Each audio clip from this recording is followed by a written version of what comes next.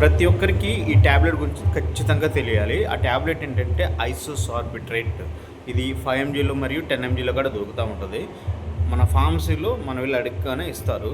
ఈ tablet importance ఏంటంటే heart attack వచ్చినప్పుడు అంటే ఆటోమేటిక్గా నొప్పి అనేది భయంకరంగా ఉంటుంది. గ్యాస్ నొప్పి కాదు, హార్ట్ అటాక్ నొప్పి అని తెలిసిపోద్ది. నడివీపుకుండా లాగుకుంటా కూలబడిపోతున్నప్పుడు తెలిసిపోద్ది. అప్పుడు మన కాన్షియస్ కరెంట్గానే ఉంటాము.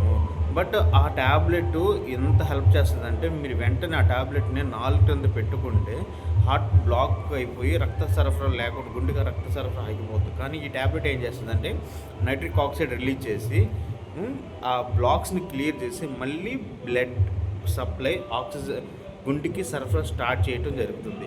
ఈలోపు మరలా మీరు హాస్పిటల్కి వెళ్ళి ప్రథమ ట్రీట్మెంట్ తీసుకునే అవకాశం చాలా ఉంటుంది. లైఫ్ సేవింగ్ అనమాట. ఈ విషయం చాలామందికి తెలియదు. సో ప్లీజ్ తెలిసే విధంగా చూడండి.